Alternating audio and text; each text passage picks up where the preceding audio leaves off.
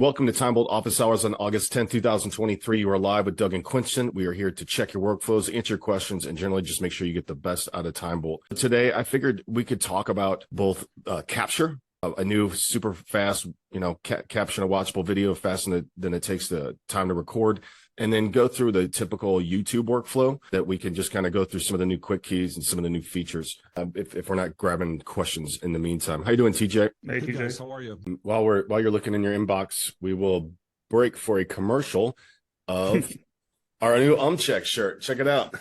Nice. I like it. You would not believe. We're going to start getting pictures of people wearing their Umcheck shirts. There's a lot. Girls like this shirt. They really like this shirt. It's actually check before you wreck yourself. Check yourself. Check yourself. And think if you're a hot girl and you got, you know what I'm saying? Like it's also cool. And if you're a guy, right? That's why I'm wearing mine around. I've got to get multiples. I basically got a few like runs made, of each size just to kind of see where everybody's. I need more extra smalls and larges. And I think the white one is kind of see-through, right? So the material, just getting the shirt right and stuff. But I'm going to have to start having people sending us pictures and we'll post those to like Instagram and stuff like that. You know what I'm saying? Nice. Well, just a side note, that shirt looks good on you, but it wouldn't look good for an old guy like me. So it would look just like your shirt that you got on now, but with Umcheck on the front. Yeah. We got to get the Umcheck on it, I think, Yeah. No, we're wearing the exact same shirt. I just have a logo on it. You look good, man. This is a extra large, so it's got some room. It's got some room in the middle. But I usually wear like a large motivation to work out. If I can't wear large. So this is.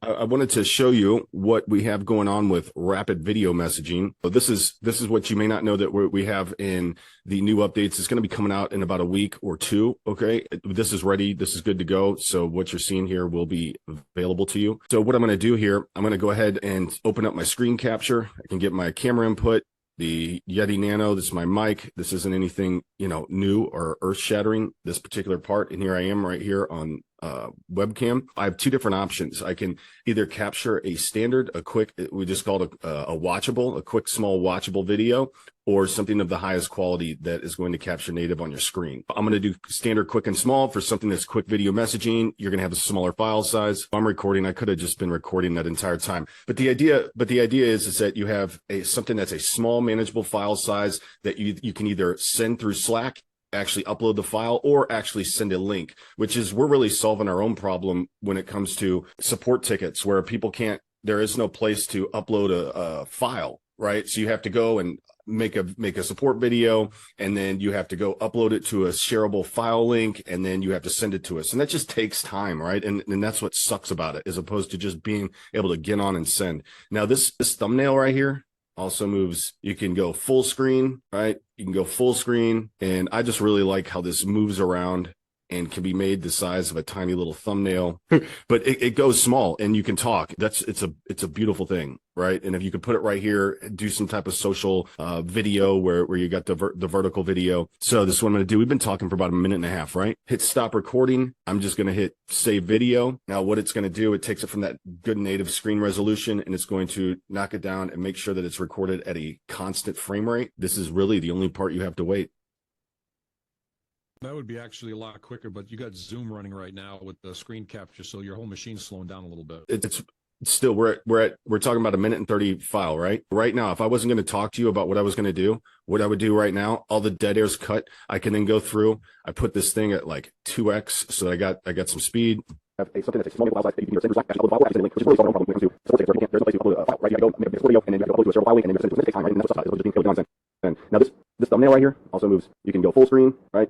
Let's say I didn't like those previous two sections. I hit backspace, go full screen, and you can do the punch in, punch out, do your thing, right? But this is usually just a quick video. But now what you're going to do is going to go to, I always add apply turbo. We have this new button, activate turbo mode. Okay. And right here, I'll usually put something like this at 1.4x, especially like quick videos to Quinston.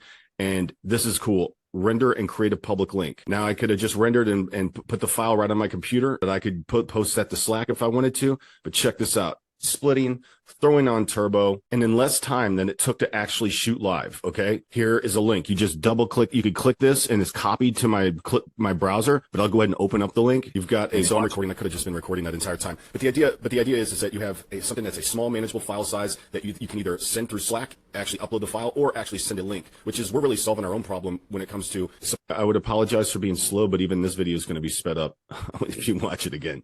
But this right here is share watchable video faster than it takes the time to record it. And no one has ever been able to say that. You will simply not get any performance like that out of, there's no comparable technology. Instead of sending a, Loom because it's easy, right? Just because you've now got something that's easy to make and now easy to watch. It's something that you would actually send a friend. The file size on a 1.5-minute video right here, as you can see, is 13 megabits, right? It's not 150 that are typical is going to come out of screen recorder, and completely legible, and you've got good definition in the picture, and it's something that's easy to see. So that is our new watchable.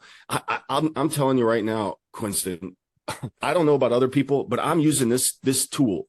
I'm using this watchable tool all the time. I'm going to show. It's so easy. The button. It is. Listen, I have to give creative feedback.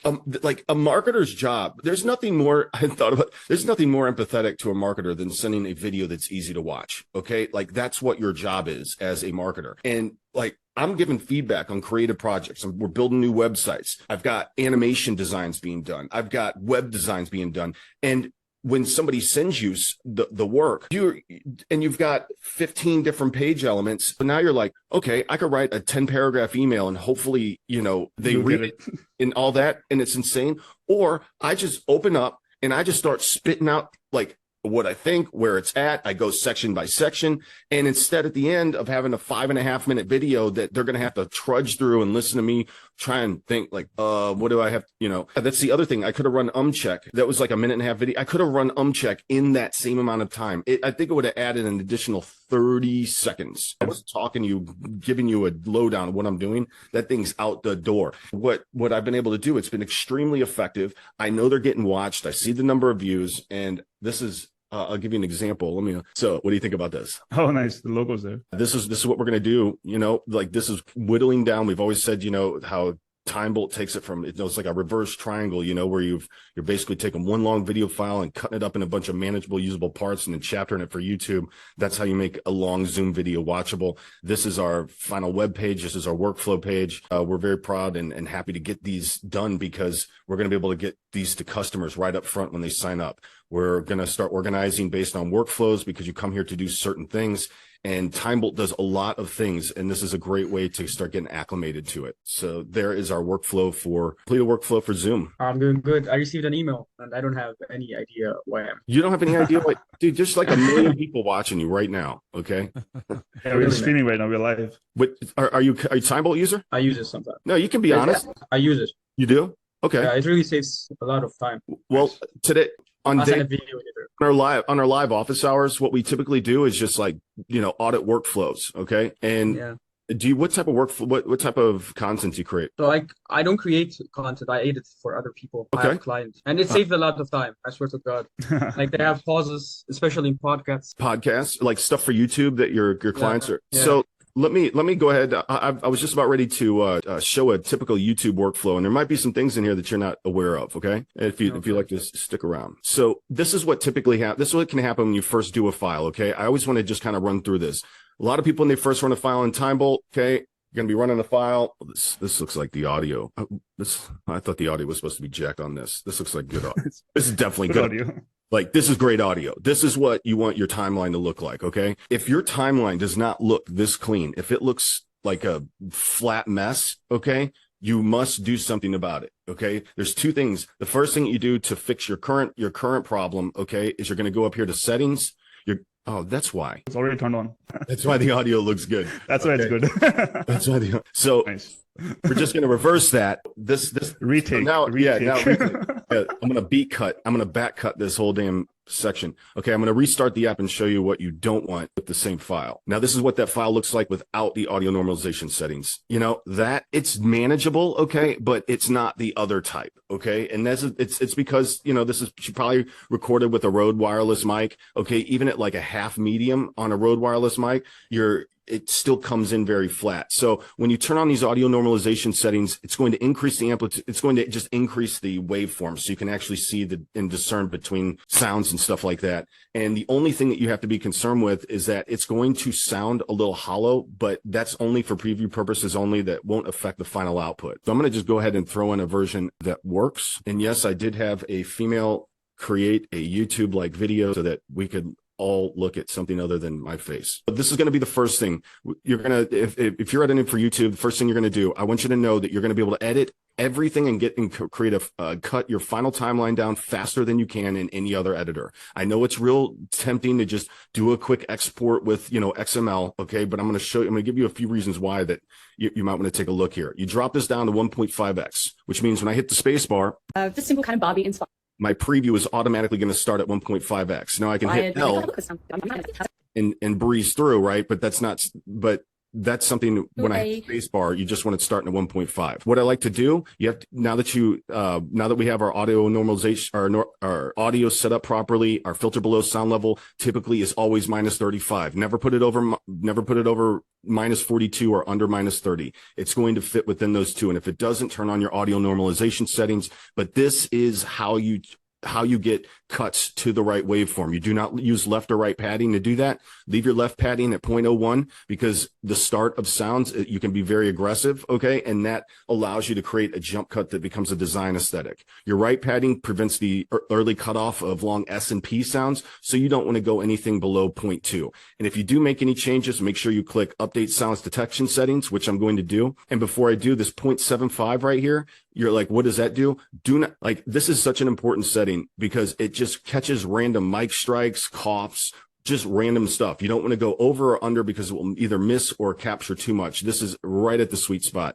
Okay. Remove silences longer than. If you're going to be editing inside time or rendering with TimeBolt, leave this at 0.5. It'll result in less cuts. And it's just a better experience. Because I changed this to 0.12, I can hit update silence detection settings or nothing will take in place. And as you can see, their right padding just got closer here. What some people try and do is say, oh, I want to be closer to the left. So they mess with the padding instead of decibel level, and that will not work. The next thing that you're going to learn how to do is SLOP. Okay, remember these quick keys. SLOP BMx, right? We all know X doesn't do shit. Okay, it's just because it's a bike, right? A BMX, SLOP BMx. What I'm going to do is S splits the timeline.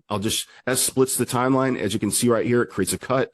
I could create a cut right here, split, and I just hit B, okay, for back cut, and that just back cuts the key. And now I can cut off anything in the middle of in the middle. I can hit Command Z to undo that, and it's turned back to green. S, and then you have L. So once you're playing with the playhead, speeds it up, right? If you need to go through, do your thing. SLO. O is a very important key. It turns scenes on or off. So imagine you're going through. The Barbie movie's come out, and I'm really excited to see it. I just click O. Okay, I just clicked O. I didn't have to do anything. So I'm not a regular person. I don't know if I'm really going to be. It turns off the current scene and skips to the next. It's very fast if you know you got a restart going or something like that. So there's SLO, and then P, which I'll get into, stands for punch. Okay, but the O and the B key, the BO key, really teaching you anything? Work in unison. So but more just having fun making the look. So I'm putting on this foundation to start. So let's say I didn't want these. She had to restart these other places. Hit the B key and watch. It'll cut back. See the one before it and the one before it. So you could totally back cut all that way through too, right? I guess I was boring. You didn't. Son of a bitch, man. Why didn't you guys tell me I wasn't interesting? Okay. I don't know. I was interested. Thanks, Winston. TJ's out. He's like sleeping or something. That's all right. So the B key cuts back. Yes, I'm putting on this. Is a absolute time saver. You do not even need. Yes, I'm putting on this foundation to start off with. Right, you don't even need to stop. Foundation. It's a bit. And then what you're going to do is you've got punch, SLOP, you've got punch. You can use Alt, Option, and the arrow keys to actually move around, or do it the old-fashioned way and do it like this. Okay. And my skin tone, Very but I've got the fake tan on. Be more. Now, the last key that I wanted to SLOP, and then there's BMx. We know what B does, and M now, it can set the markers. Okay. What I like to do on the first pass for YouTube is basically chapter it for YouTube. Okay. For a YouTube video, you got to chapter it. But while you're watching it and you know what you're keeping, you're also in the context of what's happening in the video. Now's a great time because you're going to cut this timeline. You're not going to have, adding time here and there. You're going to cut this timeline, all your A-roll completely down. So when you export, it's a fully cut timeline. As I go through, I can say, this is chapter 1, hit M, right? As I'm going through, And blend in. that could be, this is chapter 2, and then so on and so on. So let's just say this is 3, right? Mark the cut. After you get done going through the whole video, you can now go down and because you're going to probably be exporting this into XML. Okay, that won't matter. This is what you do. You go download markers text file. And what this does, it actually creates a copy paste. This is all formatted. You just copy and paste it right into the body description of YouTube. That alone is going to save you however long your video is. And you can get very detailed. These can be as long as you want. It's just an absolute time saver. The last piece that I wanted to go through with a video like this, what makes TimeBolt unique is that because we don't use the transcriptions, time doesn't go away. Okay. It still exists. Like when you're doing a YouTube video and you're demonstrating something, okay, this isn't going to exist if we were doing just transcripts. Okay. Instead, that's why we can do fast forward actual silences so that when you're doing when the goal is to show, not tell, you click this fast forward silences. And, you can do it up to a rate of 4x. You can either mute it or not mute it. You won't sound like a chipmunk. And, that way you don't also have audio breaks and stuff like that. It all works, very well. When you're going through, Do more like that. this would just be sped up by 4x. It's not going to actually show in preview, but when you export it, these fast forward function and the punch function will export XML and through the major integrations. So you got your fast forward silences and then your chapter markers for YouTube. The only thing to do, your timeline's fully cut up, simply export XML. For me, it's Final Cut. Final Cut open, double click the file. Your file is open. There we go. You see how it actually jumped in. Let's see, this is probably the speed up. This is probably the speed up one. Do more like that. Yep. Which also works well. Nice. That's I muted it. Your speed ramps and punch values also export. Nice. And that's how you do. That's the recommended way to do the YouTube workflow. Now, what's also interesting, okay, is after you do this YouTube workflow, some people want to make this stuff into shorts for social media posts and, for TikTok and whatnot. You have a couple options, right? What I would do for this workflow, if you're going to cut it up and you got something going on in Final Cut and you're adding some different stuff to it, okay, go ahead and make that video in Final Cut. And what you'll end up with here, I'll just go ahead and add to render queue. I'll start rendering. It would be just like if I was rendering in Final Cut. Okay. Okay. Now that TimeBolt has rendered we've got your time bolted file or the one that you're pulling out of Final Cut. So you're going to notice now that this one has no dead air. Right? There's no dead air because we pulled it all out with TimeBolt. So now what you want to do, this is just all your most important content, right? This is your 6-minute YouTube or 10-minute. What is this? This is your 5.5 minute, 6-minute YouTube video of, just the stuff that you wanted. So what I'm going to do is just to help myself with some of these cuts. I like to go ahead and come down here and put remove silences longer than 0.2. Okay. I hit update silence detection settings. Now that means those are those cuts. This just kind of, puts it into some different usable chunks for you. You don't have to do that. Okay. You don't have to do that, but it's something that helps, right? That I've found it helps. Hi guys, my name's Alicia, and today I'm going to do a just simple kind of Barbie inspired. And we didn't run Umcheck on this. Typically, also when you're doing a YouTube video, right, you're not running, you're scripted out. So you got your retakes and mistakes. If you were unscripted, definitely run Umcheck. That's in our workflow pillars. So you wouldn't hear any of these ums and ahs. Makeup look. So let's say that I was like, okay, I really like this. I'm going to hit M for marker. That creates a marker. Markers are used for both chaptering YouTube and whittling down to the best stuff. So Let's say that I know that this piece is going to be important. Marker. I add here. I want to get something as close to a minute as possible and with going over, marker. Let's see. What I would do is do keep only mark cuts. I'm going to see how the length of this is. This says you're going to modify your timeline. To undo this, you need to hit Command Z. Okay. It's the one thing it's some tribal knowledge that you're going to just have to know. So when I do that, the output duration is 47 seconds. I want it longer for the purposes of this. So I'm going to hit Command Z. And as you can see, it undoes it. So I'm going to do some more of these. Marker, this is important, right? I want to include this in a short for YouTube. This is an important part, and we'll go here and here. Let's do one more. I found all my most important parts that I want to make into a short. Okay, I do keep only mark cuts. Look at, so now the problem is there is no problem. Okay, now all the pieces that I want to keep are now all only saved. Barbie inspired makeup look because the Barbie movie. You can mess around, and I'm really excited to see it. I'm not a makeup artist to dress up and a Barbie. I don't know if I'm going to be teaching you anything, but more just like I'm just having fun making the look. So a fake tan on. So now you've got your minute and 13 seconds of best takes. Now's the time that you go to. You can actually save these cuts down and render them as a single video. But what people have been doing is actually using these cuts and putting them into CapCut in order to do the transcriptions, which actually makes it more effective. At this point, what I'd like to do, you can go to activate turbo mode, because obviously if you're making a short, it needs to be 60 seconds, right? Now you don't need to make the decision, okay, what important stuff do I have to cut, to whittle it down to 60 seconds. Instead, you do turbo mode and you put the time limit here at 60 seconds.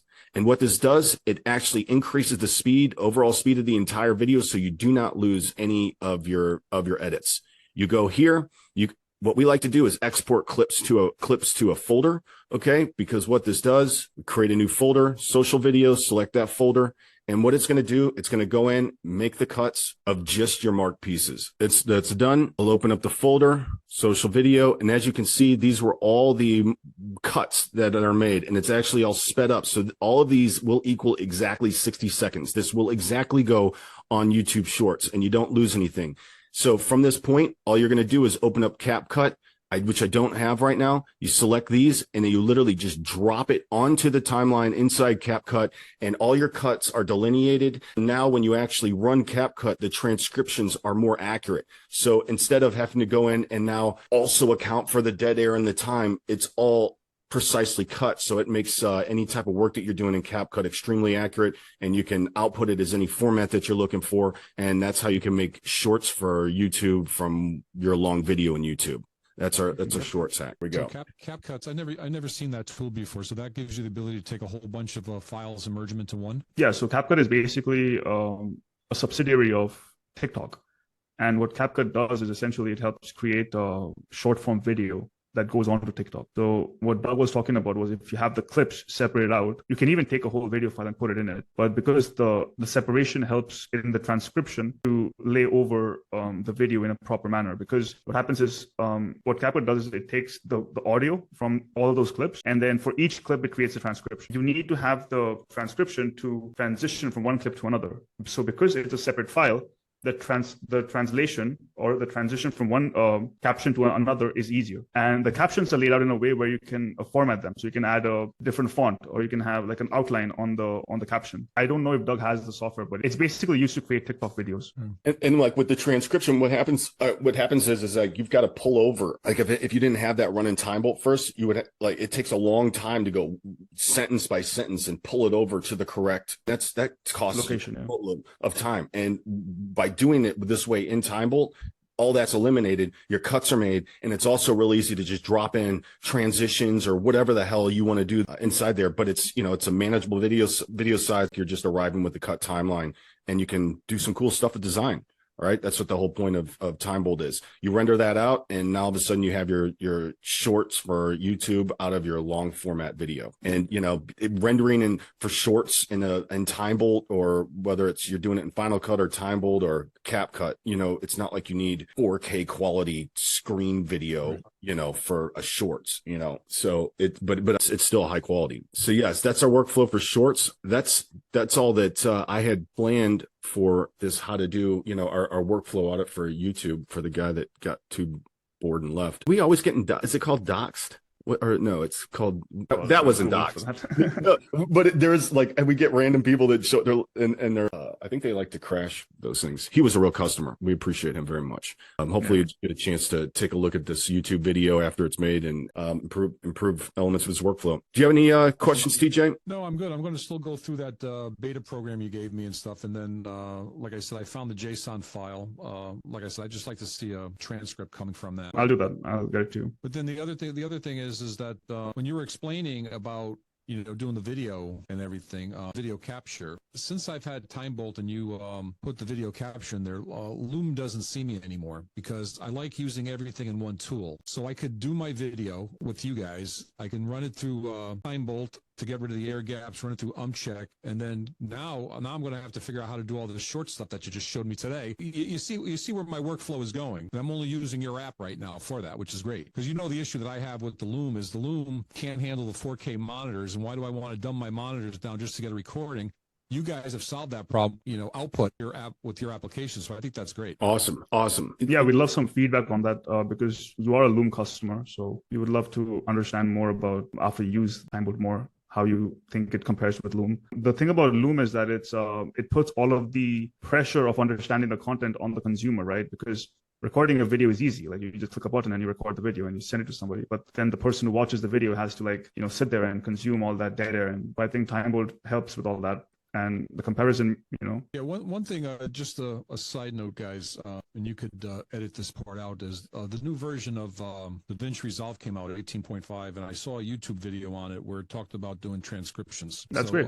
I'm gonna check into that. I don't know if that's part of the free version, which is what I have, or if I have to spend the $300 and get the full version in order to see that feature. But I just want to give you a heads up on that. I don't know if you saw that or not. They also have a feature, I think, that removes dead air. What you're going to find, what I believe you're going to find, and everybody else finds, the first thing they're thinking about is, oh, well, why do I have to pay for a TimeBolt? I can just, we just talked about making super quick video. There's a couple parts. Okay. We just talked about making super quick video. If you think you're going to make quick video that you're going to send for marketing feedback and, I'm not making stuff like that in DaVinci Resolve. I'm not making a 400 megabit file.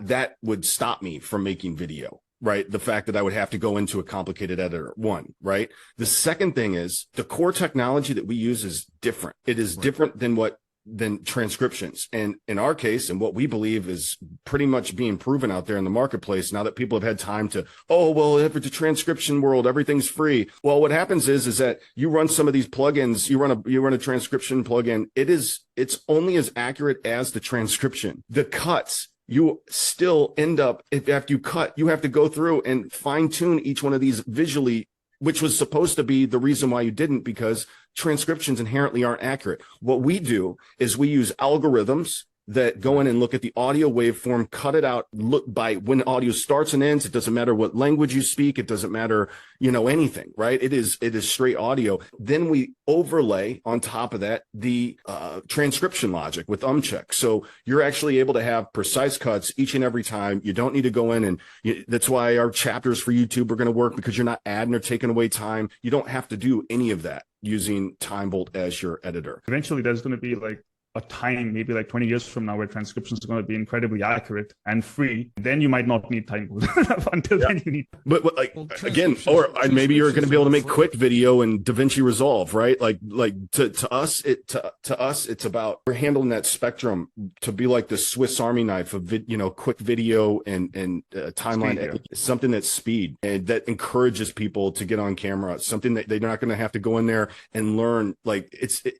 You evolve into some of those more complex editing design software. You don't want to start in DaVinci Resolve and lock, most people don't want to lock themselves in a bedroom for 4 weekends to, And that's my point before, Doug, too, is I'm able to do all this stuff with your product. Right now, I got the air gaps done. I can do a video. I can get rid of the air gaps. I can do the Umcheck, and I take this 6-minute video and I drop it down to 4 minutes. And guess what? It's all done in your product, and I send it out. Now with the new thing that you have, where you have the shareable link that we could have it as well. So that's pretty. And by the way, transcriptions are not free. I saw one company charges 69 cents per audio minute. I thought. I'd have to double check that. Don't quote me on it, but they're not free. Believe me. No, like things like Whisper AI. I think Whisper is free, and Whisper, OpenAI. Yeah. people continue like, oh, well, Whisper's free. Why isn't Umcheck free? Our job, we're not here to try and make money. Like, it's not, we didn't do Umcheck like, oh, we can generate an additional revenue stream. Maybe a little bit, right? But that's simply, to us, we have a different operating model. And one day we're hoping that those transcripts are accurate enough, right? That and they make them for free. We will easily pass that cost along. But we're talking about word token level. That's even different than what CapCut uses, okay? Because, you know, that's more on the sentence level. That's what Quinston was explaining, is that's why it's cut up into sections, right, of sentences. Yeah, the word level sections, because you want to, like, for Umcheck, you want to cut out that particular word. You don't want to like mess that word up, because if you mess it up, the next word that's after it's going to cut out. So you want to make sure that it's accurate. And the thing about it is, with Umcheck, I need to do like a video just on Umcheck, because I've spent a lot of time with that product. When you say and sometimes it just misses those words, because we're only as accurate as the transcriptions. Okay. It's a transcription level thing. But what people can understand is that is often, probably 80% of the time, you're saying there is some connector word that is used with and so when you like, and so, right? Like, Right. that whole thing is going to be gone. And so when I said, and so, right, like, you know, that whole thing is going to be gone, because it's going to detect that whole section. If you're just kind of leaving them as, if you're just typing in and, that's why we're trying to create the best pre-existing list, so that people understand when you connect those, all of a sudden your accuracy of Umcheck goes through the roof. You're actually cutting out the full filler words. Just go down, read your first time, and see what your unique word tick phrases are. I'm also with TimeBolt, you can select any word choice you want. Okay. Like, it's any word choice word combination, not the other ones. That would also have the same problem of not doing the connector words and all that kind of stuff. Right. Yeah, So like phrases and stuff. Yeah. and it doesn't accurately cut them. They have the same problem if you're just trying to do one, right? Because they're working with the same paid transcriptions. Those types of word token based transcriptions are also paid. So it's a cool product once you learn how to combine your word choices. Awesome, gentlemen. Well, thank you very much. That's it for TimeBolt Office Hours, August 10, 2023. If you like today's content, please don't forget to hit the like, subscribe button, and of course, the notification bell whenever we go live, which is never, but we'll send out cool videos. Thank you very much. And we're out of time. Okay, guys. Bye-bye. Take care. Good night.